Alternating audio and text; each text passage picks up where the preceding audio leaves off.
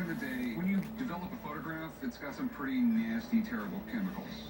And it would destroy paper. So they would put them on a piece of tin. It could handle all the different chemicals and everything else they were using. I've been told that one of these is a whiter and one is a Bat Masterson, but I don't know for sure.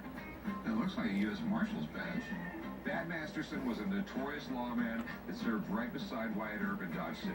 If these are real pictures of two of the biggest legends of the Old West, they're going to be worth a ton.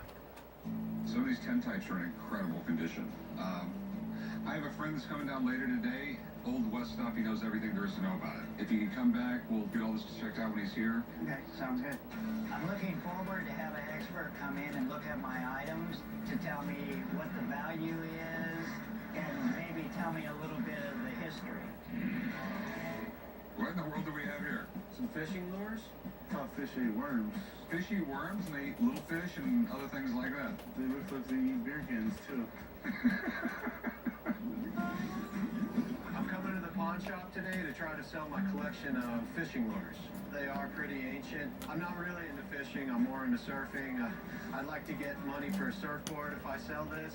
This is definitely a neat collection. Do you know anything about them? My father and his father, they collected these things over time. These are more for collecting than actually fishing. Yeah, I mean, you don't want to put a $500 lure at the end of your line and all of a sudden snap a line. The great thing about lures is you can make them out of anything. Plastic, they're metal. These probably have some sort of natural hair on them. The real expensive ones are carved hardwood, hand-painted. All right, we got right at 100 lures here. I know I can sell a few of these lures for a couple $100 a piece, but most of them I have never seen before.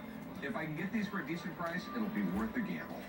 So what do you want to do with it? You want to pawn it or sell it? If I can get enough to buy a nice surfboard, man, me and you could make a deal.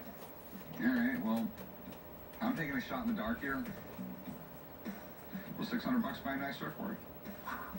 Actually, the one I'm looking at is, it's $1,000 piece. $1,000 for some colored fish? It's gonna be worth thousands and thousands, you know? Yeah, and it could be worth hundreds.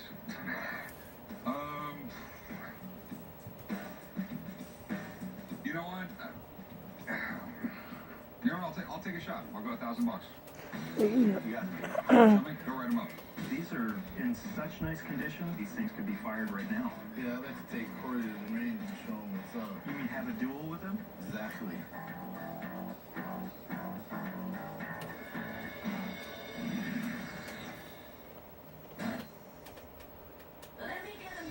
How do you choose a McPick 2?